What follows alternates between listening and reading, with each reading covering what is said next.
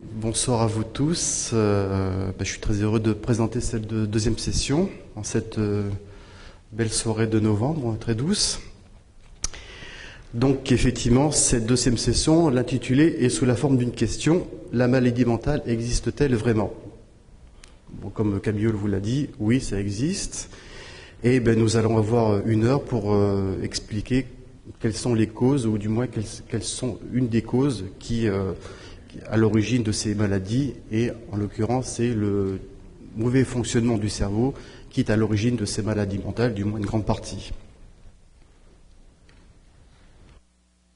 Donc grosso modo il y aura 5 parties dans cet exposé. Tout d'abord, comment sont perçues les maladies mentales. En fait, on doit parler des maladies mentales. Il y a plusieurs maladies mentales, il n'y a pas qu'une maladie mentale. Leur définition actuelle. Comment sont-elles classées par la communauté médicale et scientifique? Le cerveau, ça c'est la grosse partie, le cerveau qui est à l'origine de ces troubles mentaux.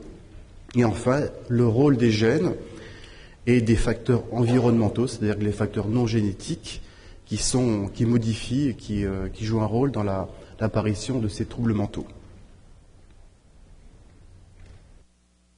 Première partie, donc, la perception. Comment sont perçues ces maladies? Un récent sondage paru cet été a montré que la moitié des Canadiens pensent que les gens utilisent l'expression maladie mentale pour excuser un mauvais comportement. Deuxièmement, un quart des Canadiens craint de se trouver en présence de personnes souffrant d'une maladie mentale grave. Et enfin, contrairement au cancer ou au diabète, la moitié confierait à un ami qu'un membre de leur famille souffre d'une maladie mentale. Donc c'est encore un sujet tabou. Certains pensent d'ailleurs que les maladies mentales, c'est une vue de l'esprit, sans mauvais jeu de mots. Donc c'est encore mal admis par une partie de la population.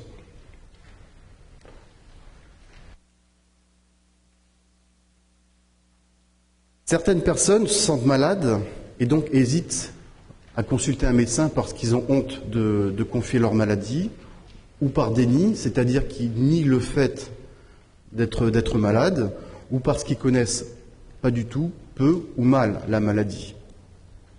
Il est donc important de former et d'informer les gens sur ces maladies, et c'est pour cette raison que l'Association canadienne médicale a créé une commission, la commission santé mentale. Ils ont un site web que vous pouvez consulter, qui donc a pour but de mieux former et informer l'entourage médical et familial des patients et les patients eux-mêmes, évidemment. D'abord, on va définir ce que c'est qu'une maladie mentale. Donc c'est donc un ensemble de maladies. C'est plusieurs maladies qui perturbent la pensée et le comportement du malade, d'une personne, et qui entraînent une souffrance, sa souffrance, ou une incapacité, une difficulté à vivre dans la vie quotidienne, c'est-à-dire dans sa vie professionnelle ou alors dans sa vie familiale, en société. Donc la personne a du mal à fonctionner finalement au jour le jour. Ce sont donc des maladies du cerveau dont les symptômes prédominants sont comportementaux et émotionnels. Dans certains cas, comme dans la démence, effectivement, les symptômes prédominants sont des troubles cognitifs comme la mémoire, mais d'une manière générale, ce sont des symptômes comportementaux et émotionnels.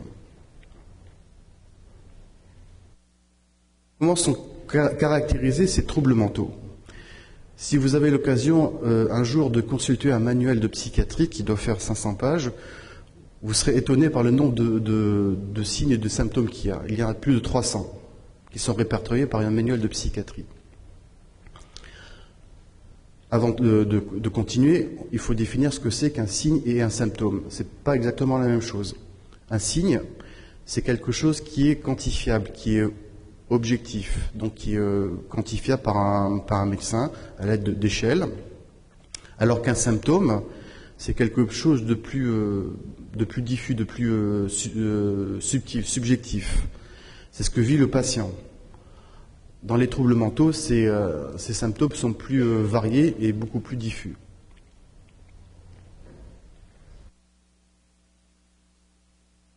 Voici quelques exemples de signes de troubles mentaux qui sont répertoriés en psychiatrie. Par exemple, le trouble de l'affect. L'affect, c'est donc tout ce qui est lié à l'émotion. Chez une personne, l'affect peut être restreint, donc l'émotion peut être restreinte, ou alors, au contraire, labile, c'est-à-dire qu'il fluctue dans le temps, dans une journée. Il y a aussi les troubles psychomoteurs. Une personne, par exemple, peut souffrir d'échopraxie. L'échopraxie, c'est une imitation des mouvements. Je ne parle pas des mimes qui sont dans les rues, là, c'est vraiment des gens qui... c'est une pathologie, donc la personne mime les mouvements d'une autre personne. Il y a aussi les stéréotypies. Les stéréotypies, c'est la capacité de répéter de manière pathologique des mouvements. Un autre exemple, la kinésie, l'absence de mouvement. La personne ne fait aucun mouvement. Ou un autre exemple, l'hyperactivité. Un autre exemple, des autres exemples de symptômes de troubles mentaux, troubles de la conscience, c'est-à-dire que, par exemple, la personne se trouve désorientée, c'est le cas des patients Alzheimer, qui se perdent dans les rues, des personnes qui sont agitées aussi, une confusion, ça peut venir par exemple de personnes qui font des crises d'épilepsie ou des personnes qui ont eu un accident vasculaire cérébral. D'autres exemples de symptômes, les troubles de l'humeur, donc la dépression grave ou mineure, une conduite asociale, une personne qui a une personnalité altérée, donc les personnes névrotiques, paranoïaques, personnes qui souffrent de troubles cognitifs, donc troubles de la mémoire, du langage notamment, et enfin des troubles de la pensée. La personne ne perçoit mal la réalité des choses ou a un langage incohérent. Ça, ce sont des exemples de symptômes. Vous pouvez en trouver des dizaines et des dizaines.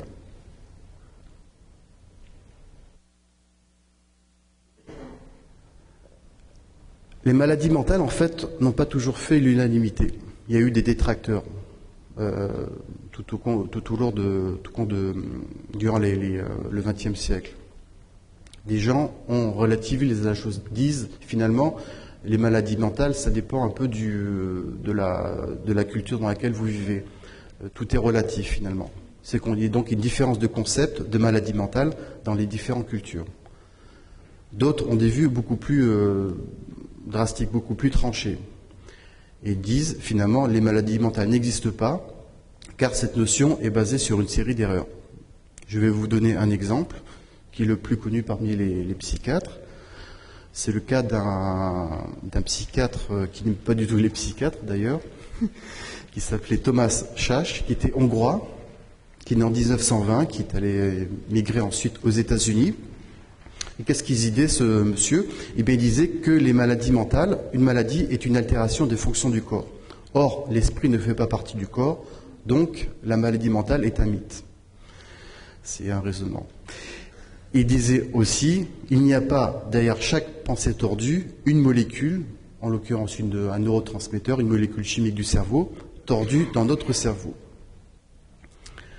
Cependant, ces positions sont quand même marginales. Et finalement, elles n'ont pas progressé dans la communauté médicale, grâce notamment à l'amélioration des traitements médicamenteux et non médicamenteux des troubles mentaux, et ensuite grâce à l'avancée en neurosciences, c'est-à-dire, entre autres, à l'amélioration des techniques de neuroimagerie qui permettent de voir un cerveau humain en direct. Et donc, on a pu améliorer, on a pu définir de manière plus précise les troubles mentaux. Donc, il est resté quand même assez marginalisé. Maintenant, on va voir comment sont classés ces troubles mentaux. Il y a deux grandes classifications qui existent. Une qui est aux États-Unis, et une autre qui est plus internationale. Celle aux États-Unis a été mise en place par la Société américaine de psychiatrie, sous la forme d'un manuel que vous pouvez éventuellement consulter en bibliothèque médicale, et qui s'appelle le DSM-4. C'est donc le manuel diagnostique et statistique des troubles mentaux qui est couramment utilisé par les psychiatres en Amérique du Nord. Il y a une autre classification faite par l'Organisation mondiale de la santé qui s'appelle le CIM-10. Les deux se ressemblent avec quelques nuances, évidemment, mais d'une manière générale, elles placent les individus suivant qu'ils soient normaux ou alors pathologiques.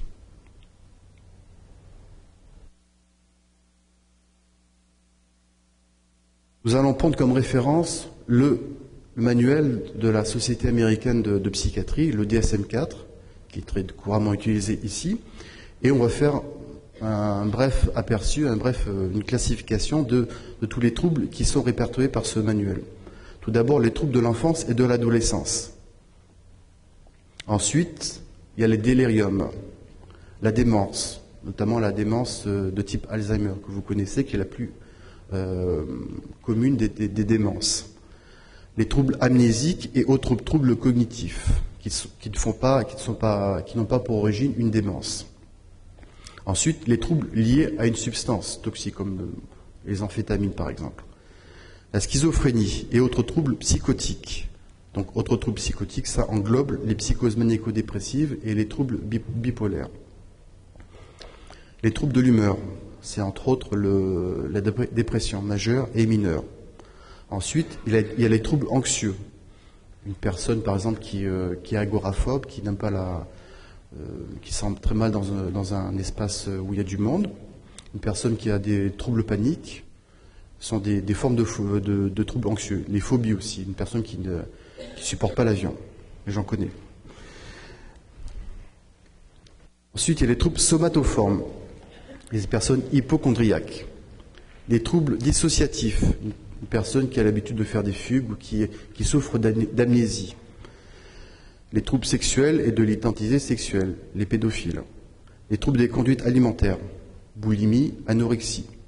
Troubles du sommeil, troubles du contrôle des impulsions non classées ailleurs. Troubles de l'adaptation, par exemple des personnes qui ont une conduite très dangereuse ou qui font beaucoup de vandalisme, qui ont l'habitude de se bagarrer. Ou alors des enfants qui ont des troubles de l'anxiété, de la séparation. Et enfin, des troubles de la personnalité. Personnalité hystérique, névrotique, ce sont des formes de troubles de la personnalité, les narcissiques aussi. Voilà. Donc ça, ce sont les différents groupes de troubles mentaux qui sont répertoriés par le DSM-4.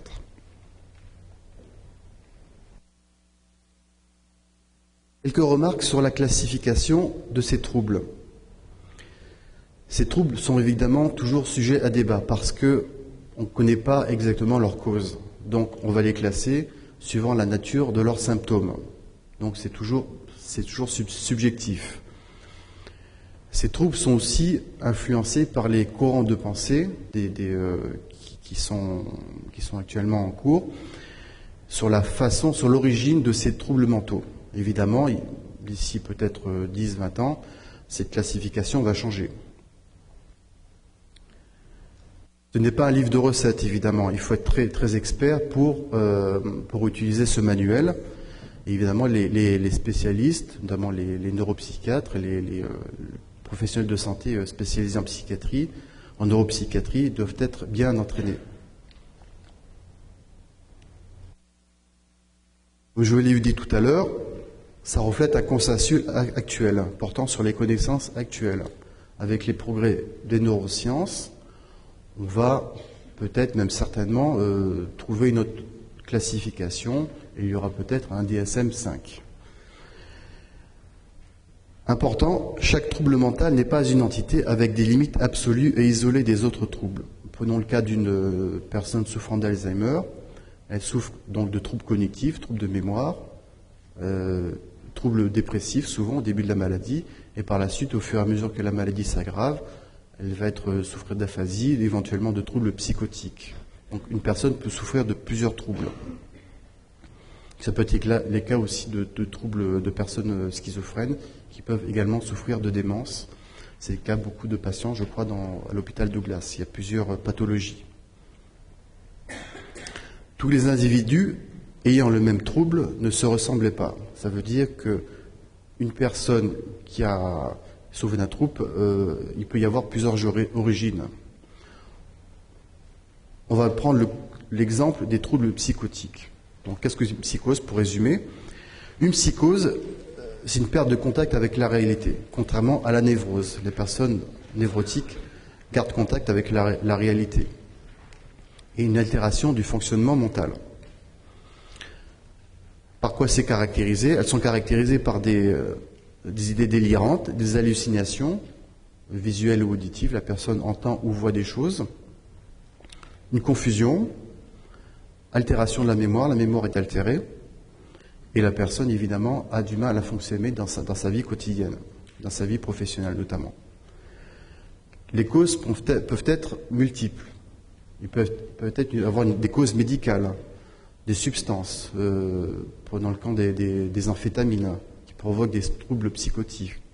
Aussi les gens qui se droguaient avec la phéncyclidine, un PCP, qui était à l'origine utilisé comme un anesthésique, ces personnes-là commençaient à avoir des hallucinations. La démence aussi.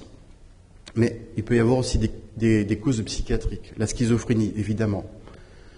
Les troubles sévères de l'humeur, des personnes qui ont des dépressions très sévères peuvent éventuellement développer des troubles psychotiques. Aussi, quelquefois, des personnes qui ont des troubles obsessionnels compulsifs. Donc, voilà, il y a des causes multiples qui peuvent provoquer les mêmes types de troubles.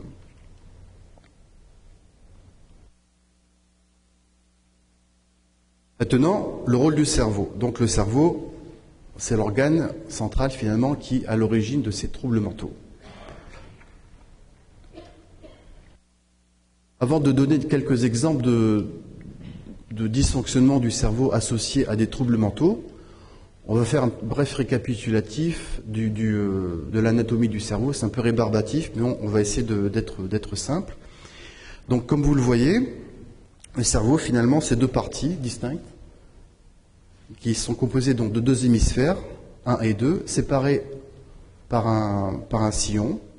Et finalement, au-dessus de ce cerveau, vous avez des plis qu'on appelle des circonvolutions. Ça, c'est un cerveau humain.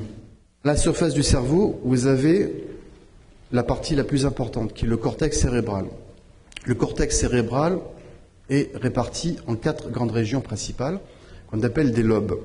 Vous avez le lobe, ici le lobe frontal, qui est l'avant, le lobe pariétal, le lobe occipital, où se trouve l'aire de la vision, et le lobe temporal.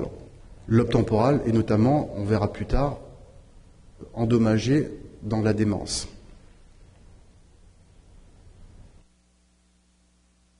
Ces lobes contiennent différentes régions. Ces régions ont des fonctions. Prenons le cas du lobe frontal. Vous allez voir que dans le lobe frontal, vous avez une région qui s'appelle l'aire préfrontale ici, ou la région préfrontale, qui va élaborer des pensées et planifier des mouvements complexes. C'est souvent, par exemple, lorsque vous faites des calculs mentaux où vous allez élaborer une pensée assez un peu sophistiquée, c'est votre région préfrontale qui va s'activer. Notamment, par exemple, quand vous êtes venu ici vous garer, c'est le lobe frontal qui est mis en action. Il est souvent altéré dans la maladie d'Alzheimer. Lobe temporal. Ici, il contient une région très importante qu'on appelle l'aire de la région à court terme. Il a une structure du cerveau qu'on appelle l'hippocampe. L'hippocampe, parce que justement, il a la forme d'un poisson, d'un poisson de mer. Et il va être très important dans l'apprentissage et la mémoire. Donc, il va permettre à votre cerveau de stocker des souvenirs. Il est effectivement très, très endommagé dans la maladie d'Alzheimer. C'est pour ça que les personnes souffrent de troubles de mémoire à court terme. Donc ils oublient ce qu'ils ont fait il y a 1 à 2 minutes. Il y a également une aire qu'on appelle l'aire de Wernicke qui est impliquée dans les ici, là, numéro 6, dans le sens des phrases lues et entendues. Les personnes, par exemple, qui ont un accident vasculaire cérébral qui touche cette région vont avoir des problèmes pour comprendre les phrases. Ensuite, vous avez le lobe pariétal, lobe occipital qu'on va mettre de côté. Occipital, c'est l'aire visuelle qui détecte les signaux visuels. Mais on va se concentrer ce soir surtout sur le lobe frontal et le lobe temporal. En dessous du cortex, qui se trouve en bleu, vous avez ici le cortex préfrontal en bleu, vous avez une petite région qu'on appelle le système limbique en rouge, qui est à l'intérieur du cerveau. Ce système limbique va jouer un rôle très important dans beaucoup de maladies, notamment la schizophrénie et la dépression. On verra ça plus tard. Voici représenté en détail le système limbique. On n'ira pas en détail, mais J'attire votre attention sur deux structures dont je vous ai parlé tout à l'heure. Donc, d'abord l'hippocampe, qui est impliqué dans la formation des nouveaux souvenirs. L'hippocampe se trouve ici, c'est le numéro 2, très endommagé dans la maladie d'Alzheimer. Cette partie-là est très touchée dans cette maladie. Et l'amygdale. L'amygdale, c'est celle que vous avez ici, c'est l'amygdale qui se trouve dans le cerveau et qui est impliquée dans le comportement social et aussi dans la mémoire émotive. Lorsque vous avez vécu un événement qui vous a fait peur ou au contraire qui vous a réjoui, l'amygdale va finalement s'activer et c'est ce qui va vous permettre de vous souvenir de cet événement 30, 40 ans auparavant. Par exemple, cette souris qui a vu le chat, je vous garantis que son amygdale s'est très activée. Je ne sais pas si elle en est sortie, mais en tout cas, elle va se souvenir de ce qui s'est passé.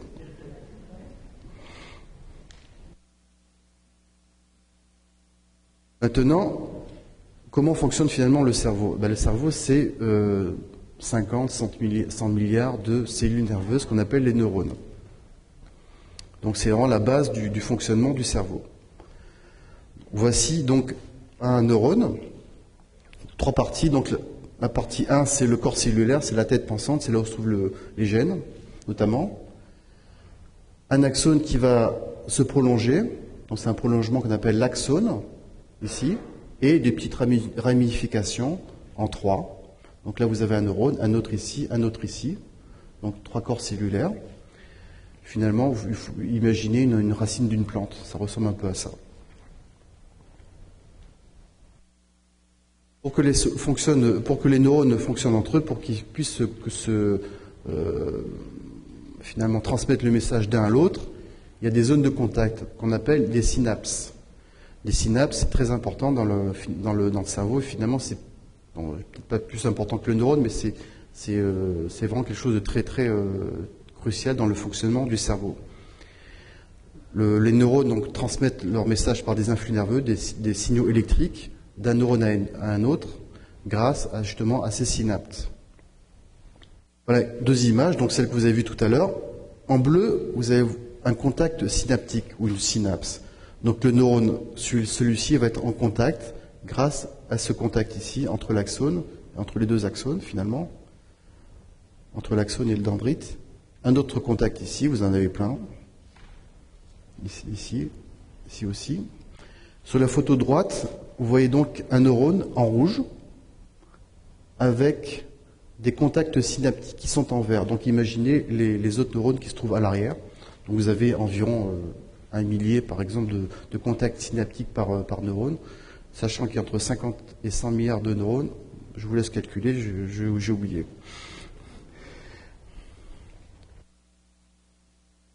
Donc les neurones, les synapses, maintenant les neurotransmetteurs et les récepteurs. Donc les neurones envoient des influx nerveux. Et lorsque l'influx nerveux arrive au bout de la terminaison, au bout du neurone, finalement il va libérer une molécule chimique qu'on appelle le neurotransmetteur. Que va faire ce neurotransmetteur? Donc il va se libérer ici, dans la synapse, ça c'est toute la synapse. Il a 3 choix. Soit il va aller au neurone B, donc il va se lier à une protéine qu'on appelle le récepteur, soit il va être dégradé par une enzyme, ici, soit il va être capturé par un transporteur. C'est un mécanisme finalement pour économiser de l'énergie. C'est ici que la grande majorité des médicaments agissent. Prenons le cas des médicaments anti-Alzheimer. Dans la maladie d'Alzheimer, vous avez une diminution d'un neurotransmetteur qu'on appelle l'acétylcholine, d'où les pertes de mémoire. Donc les médicaments qui sont prescrits vont essayer de pallier ce déficit en augmentant l'acétylcholine dans le cerveau. Donc ils vont agir comment? Ils vont inhiber cette enzyme. C'est le cas par exemple de l'Aricept, peut-être que certains d'entre vous connaissent. Donc ils vont inhiber cette enzyme, donc l'acétylcholine va être moins dégradée dans la synapse, donc il y aura plus d'acétylcholine dans le cerveau. Autre exemple, les antidépresseurs. Dans la dépression, il y a moins de sérotonine dans le cerveau. Que vont faire la plupart des médicaments, comme ce qu'on appelle des inhibiteurs de recapture? Ils vont inhiber la recapture de la sérotonine dans le cerveau. Donc il y aura plus de sérotonine dans le cerveau, donc les symptômes dépressifs vont diminuer. Voilà 2 exemples.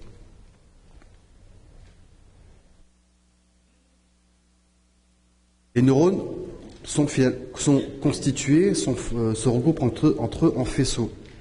On va appeler ça des voies neuronales.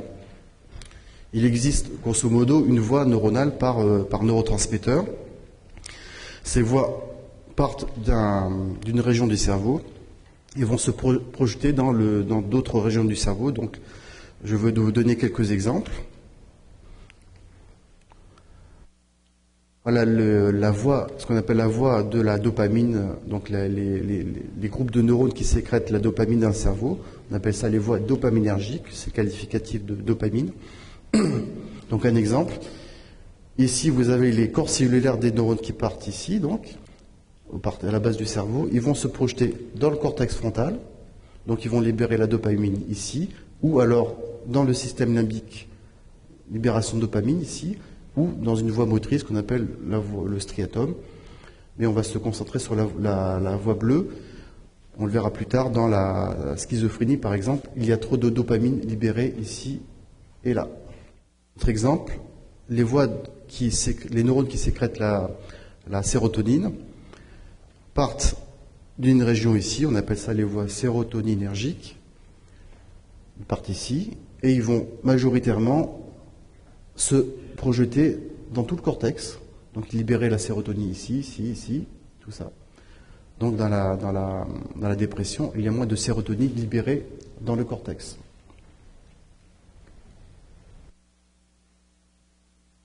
Donc pour résumer, l'altération des neurotransmetteurs est à l'origine des troubles mentaux, donc des troubles cognitifs comme les troubles de mémoire, psychologiques, comportementaux, donc psychose ou dépression, suivant le neurotransmetteur impliqué et la région qui est impliquée. Ce tableau résume les différentes fonctions des neurotransmetteurs, les principales fonctions des neurotransmetteurs et hormones, car aussi les hormones jouent un rôle dans les troubles mentaux.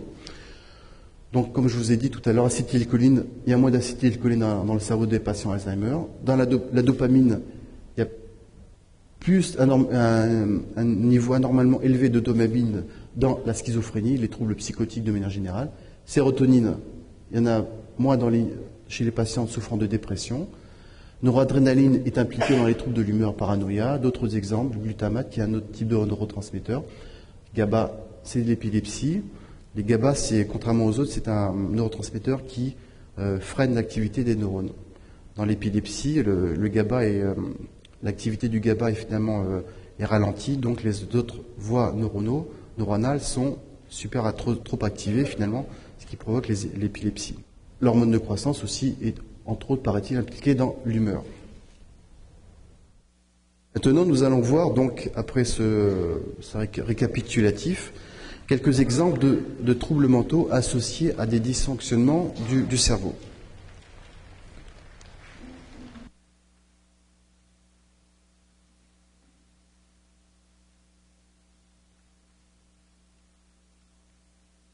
Prenons le cas du trouble de l'adolescence ou de l'enfance.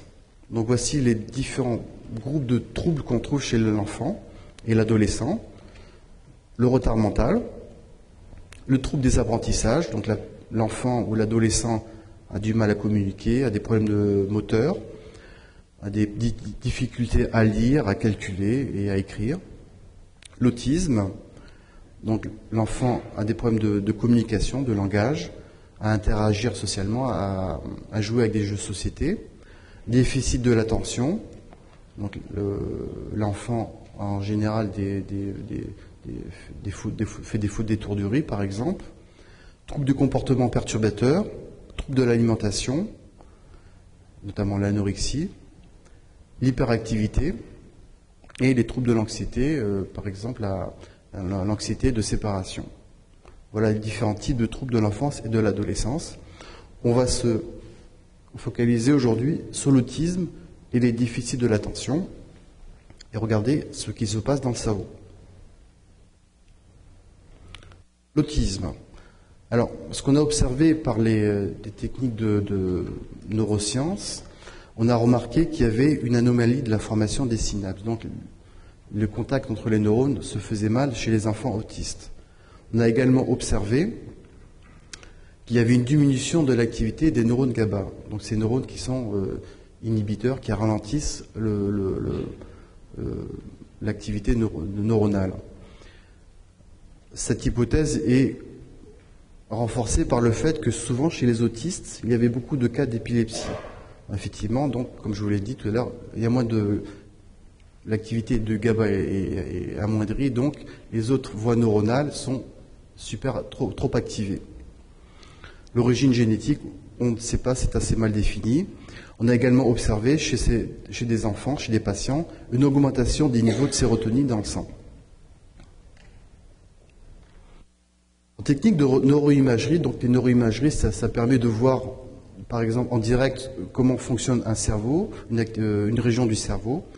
Lorsqu'un enfant ou un patient, d'une manière générale, effectue une tâche. Aussi, ça peut permettre de mesurer la taille d'une région cérébrale.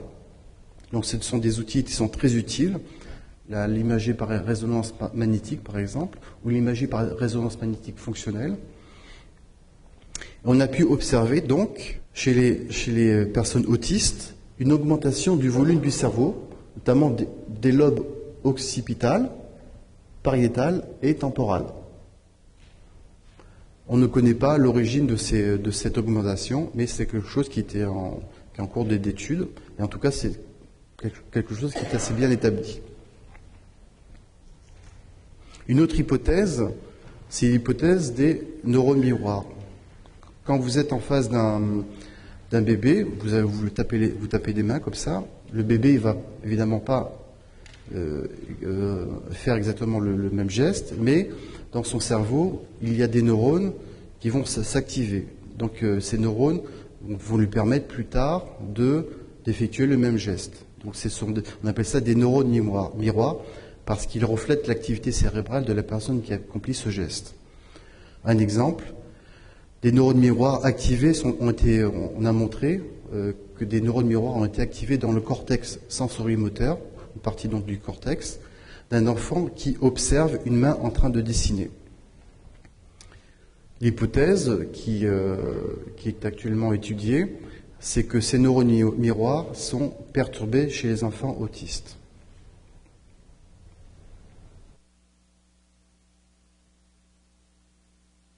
Autre exemple, le déficit de l'attention.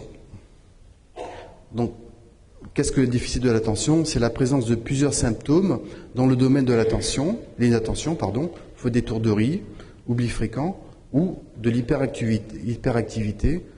L'enfant n'arrête pas de bouger à la bougeotte, en fait, il se lève en classe, ce sont des exemples. On n'a pas observé de lésions cérébrales notables. En revanche, on a montré que le lobe frontal avait une baisse d'activité. Cela a été montré par neuroimagerie. Donc le lobe frontal, c'est ce qui est à l'avant du cortex. Ce qui était bien établi, c'est qu'il y a un rôle important des neurones qui sécrètent un neurotransmetteur, la noradrénaline. La noradrénaline, vous avez sûrement entendu parler. Vous avez peur, vous avez des décharges d'adrénaline et de la dopamine qui sont diminuées. Ce sont des faits qui sont bien établis. Si on regarde deux cerveaux, donc le système qui sécrète la noradrénaline, donc c'est le neurone qui sécrète de la noradrénaline, chez les personnes qui ont un déficit de l'attention, il y a moins de noradrénaline sécrétée dans le cortex en particulier, ici. Là, c'est la voie dopamine, donc il y a moins de dopamine qui est libérée au niveau du cortex préfrontal et dans le système limbique.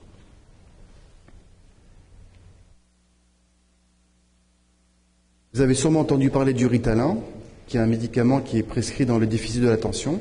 C'est un vieux médicament, il a été breveté en 1954 comme antidépresseur. Eh bien, le Ritalin, comment il fonctionne?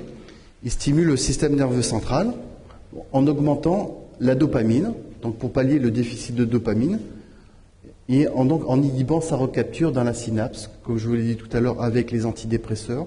Cette fois-ci, il va bloquer la recapture de dopamine dans le neurone, donc il y aura plus de dopamine libérée dans la synapse. Donc ça va calmer finalement les troubles de déficit de l'attention. Donc le fait que le Ritalin fonctionne démontre que la dopamine, entre autres, est impliquée dans les déficits de l'attention. Maintenant, la schizophrénie. Alors, la schizophrénie, qu'est-ce que c'est? Ce sont un ensemble de symptômes. Donc, vous avez les symptômes positifs et négatifs. Positifs, ce sont des hallucinations. La personne voit ou entend des choses. Elle a un mauvais contact avec autrui. Elle a un langage incohérent et des pensées bizarres. À l'inverse, les symptômes négatifs, retrait social, comportement un peu autiste, et un comportement voire catatonique, c'est-à-dire que la personne peut se retirer et être dans un état de stupeur et de mutisme. Ça débute régulièrement à la fin de la deuxième décennie, donc après la puberté. C'est très rare chez les enfants avant la puberté et sa prévalence est d'environ 1 pour 1000. Que se passe-t-il en neuroimagerie? On parle de technique qui permet de regarder le cerveau. On a une augmentation des volumes des ventricules. Alors, qu'est-ce que c'est les ventricules? Ce sont des cavités, ce sont des trous finalement qui se trouvent dans le cerveau et qui contiennent un liquide qu'on appelle le liquide céphalo-rachidien qui entoure donc les neurones. Il y a également une baisse du volume du cortex chez les schizophrènes. Alors, la question a été posée, s'il y a une baisse du volume du cortex et une augmentation des volumes, c'est qu'il y a peut-être une mort neuronale chez les patients schizophrènes. Mais ça, on n'en est pas sûr. On se demande si c'est effectivement une mort des neurones, si cette schizophrénie est due à une mort des neurones, ou finalement à une anomalie durant les développements. Ça, c'est une théorie qui prévaut, c'est-à-dire on pense que la schizophrénie, finalement, c'est une anomalie du développement.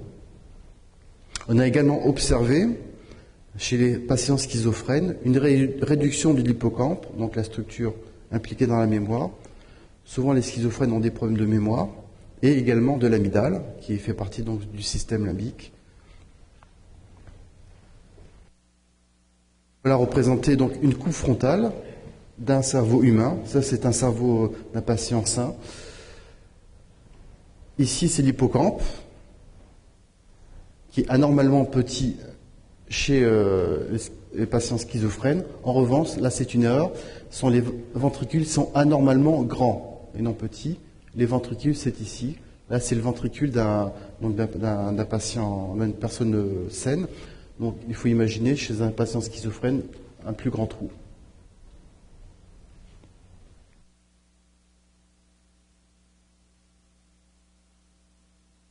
La schizophrénie, c'est aussi ça c'est très bien établi. On sait que c'est une libération anormalement élevée du neurotransmetteur qui est la dopamine. Donc, comme je vous l'ai dit précédemment, la noradrénaline et la dopamine, est anormalement élevée ici, anormalement libérée dans le cortex préfrontal et dans le système limbique. Pour preuve, les personnes, par exemple, qui prennent des amphétamines, j'espère que ce n'est pas votre cas, ont souvent eu des hallucinations, parce que qu'est-ce que fait l'amphétamine? Elle augmente la libération de dopamine. Deuxième preuve, c'est que les patients qui souffrent de schizophrénie ou de troubles psychotiques de manière générale sont traités avec ce qu'on appelle des neuroleptiques, des antipsychotiques qui vont bloquer l'action de la dopamine au niveau du récepteur. Donc la dopamine fait moins effet, donc il y a moins de l'action de la dopamine donc est amoindrie dans le cerveau de ces patients. Donc les symptômes psychotiques sont diminués. L'hyperactivité des neurones adrénaline, ça c'est une hypothèse, serait due à une absence de contrôle de certaines régions sur le système limbique. Le système limbique ici est sous le contrôle de différentes régions, notamment le cortex frontal. Donc on pense que c'est une dérégulation du cortex frontal qui serait à l'origine d'une hyperactivité du système limbique. Autre exemple, les troubles dépressifs. Donc, que dit le DSM-4? Il faut qu'il y ait au moins 2 des symptômes suivants. Humeur dépressive quasi quotidienne, manque d'intérêt, apathie, perte ou gain de poids, insomnie ou hypersomnie, agitation ou ralentissement psychomoteur, fatigue et sentiment de dévalorisation. Donc, au moins 2 des symptômes suivants.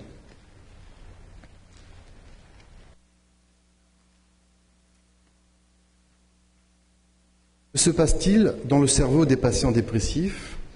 Eh bien, toujours par les techniques de neuroimagerie, on a remarqué qu'il y avait une baisse de l'activité du cortex préfrontal ici, qui théoriquement joue un rôle de frein sur le système limbique.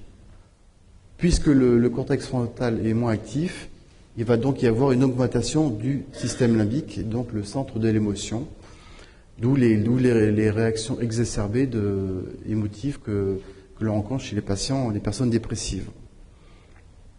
C'est quelque chose de bien établi. Tout comme la schizophrénie est associée au neurotransmetteur de la dopamine, la dépression est associée au neurotransmetteur de la sérotonine. Contrairement aux patients schizophrènes, une augmentation de ce neurotransmetteur dopamine, chez les personnes dépressives, il y a une diminution du neurotransmetteur sérotonine. Là, c'est les voies de la sérotonine. Juste ici, les voies, en général, les corps cellulaires partent ici et vont se projeter un peu partout, mais surtout dans le cortex. Donc là, c'est une coupe, j'ai oublié de vous dire, c'est une coupe latérale du cerveau. Il y a donc une diminution de la sérotonine dans le cortex. Le fait qu'il y ait moins de sérotonine libérée va déréguler finalement toutes les voies neuronales, car la sérotonine agit aussi sur les autres voies neuronales. Comme je vous dis tout à l'heure, les antidépresseurs donc, ont pour rôle d'augmenter la sérotonine et diminuent donc les symptômes dépressifs. Et il y a comme des études récentes qui ont montré que l'efficacité des antidépresseurs était remise en cause et finalement que les personnes qui prenaient une molécule sans la substance active, qu'on appelle ça le placebo, finalement avait également des diminutions de ces symptômes. Mais il y a quand même une efficacité qui peut être toujours remise en cause suivant les points de vue. Enfin, donc nous avons vu les troubles de l'enfance. Nous n'avons évidemment pas vu tous les troubles qui existent. Il faudrait y passer toute la nuit. Donc on a vu les troubles de l'enfance. Maintenant, les troubles chez la personne âgée, la maladie d'Alzheimer, c'est donc une maladie qui se caractérise par la mort de neurones. C'est la forme la plus commune de démence, 50%, disons la moitié. Elle touche principalement les personnes de plus de 65 ans. Il y a des formes familiales, des formes génétiques qui touchent environ 5% de tous les patients Alzheimer. Mais la majorité des cas, c'est des cas, on va dire, sporadiques, donc on ne connaît pas exactement les causes. Ils se caractérisent par des troubles cognitifs, principalement la mémoire à court terme. La personne va oublier ce qu'elle a fait donc il y a quelques instants. Troubles de jugement, orientation. Donc la personne se trouve désorientée, éperdue dans la rue. Elle va évidemment avoir des problèmes pour aller faire ses courses. Mais il y a également des troubles non cognitifs, comportement, humeur, dépression, voire psychose à la fin. Donc, chez ces patients, il y a une perte de neurones, qu'on appelle les neurones à acétylcholine, une destruction massive d'une structure dont je vous ai parlé tout à l'heure, l'hippocampe, qui se trouve ici. Alors, voici à gauche une personne, une coupe frontale d'un cerveau humain d'une personne saine, qui n'a pas de démence. Donc l'hippocampe est intact. Chez un patient Alzheimer, vous avez un trou, donc l'hippocampe est détruit. Également, vous allez observer le ventricule, cette cavité qui est anormalement grosse, comparé à une personne contrôle ici. Donc le ventricule est beaucoup trop gros. Donc, évidemment, c'est dû au fait qu'il y a une perte neuronale, donc le ventricule va s'agrandir. Ce qui est important de savoir, c'est que les lésions, que vous observez ici, et la mort neuronale, finalement, précède de 10-20 ans, ou même plus, peut-être, l'apparition des premiers symptômes, notamment les symptômes de mémoire, de perte de mémoire. Donc, nous avons eu quelques exemples de dysfonctionnement du cerveau associés à des troubles mentaux. Maintenant, on va voir quel est le rôle, finalement, des gènes et de l'environnement. Joue-t-il un rôle dans l'apparition des troubles mentaux ?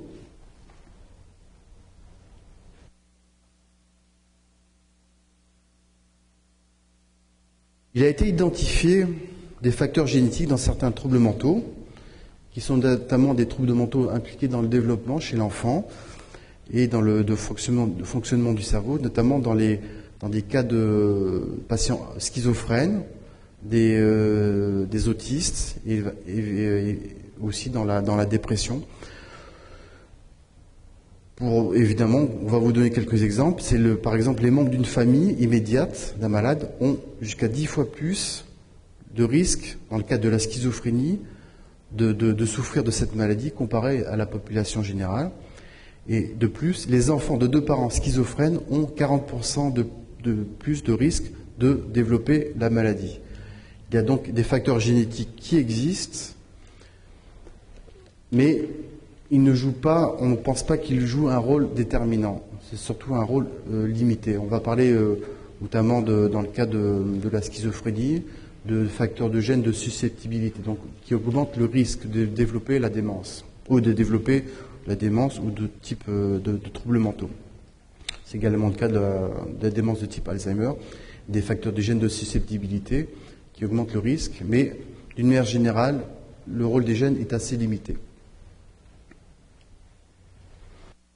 Qu'en est-il des facteurs environnementaux, donc des facteurs non génétiques? Prenons le cas de la schizophrénie, ou même de l'autisme. On a remarqué qu'il existait des facteurs qui influaient sur l'apparition de ces troubles mentaux. Un traumatisme prénatal et périnatal, qui peut influer sur augmenter le risque de ces maladies. Les saisons aussi, les lieux de naissance, les infections virales, notamment les femmes qui ont eu des grippes, des femmes enceintes, ont un risque accru de voir leur enfant souffrir de schizophrénie. On pense notamment à un rôle de l'inflammation dans cette maladie. Pardon ? Ben justement, lieu de naissance, c'est qu'on pense qu'il y a des toxines, par exemple, on peut penser aux pesticides. On en parlait d'ailleurs récemment dans les journaux. Par exemple, des personnes qui habitent près d'un fleuve ou même du central, je ne sais pas, ou d'une usine. Donc, justement, ça veut dire la nutrition peut jouer un rôle. Il y a plus de cas de schizophrénie chez les femmes qui sont nées durant l'hiver. Chez l'autisme, c'est plutôt printemps-été, donc peut-être la nutrition est différente. Donc la nutrition peut jouer un rôle. La lumière, pourquoi pas. Donc les pesticides, voire des facteurs psychosociaux. En revanche, il peut y avoir des effets bénéfiques de certains facteurs environnementaux. On pense tout de suite à l'activité physique, qui a un effet bénéfique dans la dépression. Ce qui est intéressant de savoir, c'est qu'on a montré chez l'animal prenons le cas des souris qui ont une activité physique intense, on a observé que dans le cerveau de chez souris, il y a une plus grande capacité du cerveau à produire des neurones. Car contrairement à ce qu'on pensait auparavant, le cerveau peut produire des nouveaux neurones. On appelle ça la neurogénèse. Dans la dépression, on a observé qu'il y a certainement une baisse de neurogénèse dans l'hippocampe, structure impliquée dans la mémoire, et à l'inverse, les antidépresseurs seraient liés leur effet pourrait être lié à leur capacité à produire plus de neurones. Donc, peut-être qu'effectivement, on trouve un mécanisme commun, c'est-à-dire que peut-être l'amélioration de la dépression peut être due à la capacité du cerveau à produire plus de neurones, soit grâce à un médicament comme les antidépresseurs, soit grâce à l'activité physique.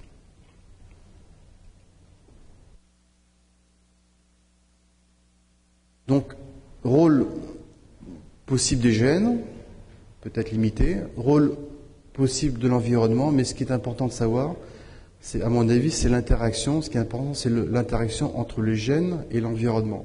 On appelle ça l'épigénèse. Donc, ce qu'il faut peut-être le plus important, c'est qu'il existe donc des facteurs environnementaux et génétiques qui sont impliqués dans le développement d'une maladie mentale. Et c'est dans l'interaction des deux qui provoquerait ou non, ou augmenterait le risque de troubles mentaux. Si une personne vit dans un environnement favorable, peut-être qu'elle va freiner, supprimer des gènes qui sont nocifs pour la personne. Au contraire, une personne qui vit dans un environnement défavorable va avoir des gènes délétères finalement qui vont être exprimés et qui vont augmenter le risque de troubles mentaux. Une étude intéressante, peut-être dont vous avez entendu parler, c'est le Dr Mini qui travaille à l'Institut Douglas, qui a travaillé chez des rats. Il a remarqué que les ratons, les petits rats qui étaient séparés de leur mère, donc il les séparait volontairement, ces ratons avaient été plus enclins à souffrir de stress et avaient des gènes qui étaient surexprimés. Et il a remarqué également qu'il y avait des troubles de formation des synapses, donc des contacts entre les neurones. Donc, qu'est-ce qu'il en a déduit? Qu'il était important, par exemple, dans son étude, dans son cas, que l'importance des soins maternels sur le développement était très importante sur le plan cognitif d'un enfant, et ainsi que sur la capacité à faire face au stress plus tard. Donc, c'est un exemple très intéressant et d'interaction entre le gène et l'environnement. On a parlé notamment des enfants qui étaient orphelins, qui étaient évidemment souffraient plus fréquemment exposés au stress et qui avaient il y avait plus de cas de troubles mentaux chez ces personnes-là. Donc, en résumé, les troubles mentaux sont associés à des dysfonctionnements des neurones, en particulier les neurones qui sont présents dans le système limbique, donc un rôle très important de l'amygdale, également un rôle très important du cortex frontal, donc le cortex frontal qui est impliqué dans des maladies comme la dépression, la schizophrénie, le système limbique impliqué dans le cas de l'amygdale dans la schizophrénie, l'hippocampe aussi qui est impliqué dans les maladies comme la démence de type Alzheimer. Donc l'origine, le cerveau joue un rôle primordial dans l'apparition de ces troubles. Quelles en sont les causes? On ne les connaît pas très très bien, il faut l'avouer, mais parce qu'elles sont très multiples. Il y a des facteurs qui interviennent de tous les côtés, facteurs génétiques, facteurs environnementaux, non génétiques donc, et psychologiques. Donc il est très très compliqué il n'y a pas en fait une cause par maladie, il y a plusieurs causes, et c'est pour ça qu'on essaye il y a encore beaucoup de travail et on va essayer de continuer à travailler, à déterminer de manière plus précise les causes. Récemment, à l'Institut Douglas, l'Institut a créé donc un centre de neurophénotypage. C'est une grande animalerie finalement, et les chercheurs vont essayer avec des modèles d'animaux, des modèles de rats schizophrènes entre guillemets, des modèles de rats dépressifs. On va essayer de voir si ces animaux peuvent changer de comportement, s'ils sont dans un environnement par exemple enrichi, pour étudier de manière plus précise l'interaction entre l'environnement et le gène. Voilà, donc je vous remercie pour votre attention.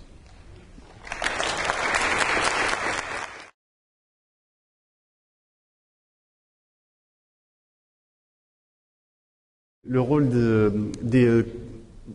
Maintenant, bon, il est de plus en plus admis qu'une personne qui a une bonne alimentation, donc qui mange des fruits et des légumes, qui boit éventuellement du vin rouge modérément, qui boit du thé vert, a un risque réduit de développer une démence de type Alzheimer, notamment.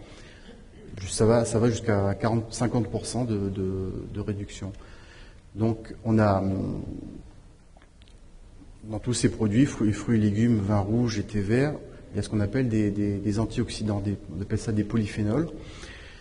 Et on a fortement soupçonné que ces polyphénols jouaient un rôle dans la protection des neurones et donc étaient responsables des effets préventifs de ces aliments et de ces boissons. Donc, à partir de là, je me suis intéressé à ces polyphénols. Et j'ai étudié sur des animaux, sur des rats, sur des neurones, comment agissaient ces polyphénols et comment expliquer qu'ils protégeaient les neurones. Donc c'est à partir de là que j'ai commencé, depuis donc une dizaine d'années, je travaille là-dessus. Et notamment, on a montré que les polyphénols qui sont dans le thé vert ou dans le vin rouge protégeaient les neurones qui étaient exposés à des substances toxiques, les radicaux libres, et à l'amyloïde, qui sont fortement impliqués dans la maladie d'Alzheimer.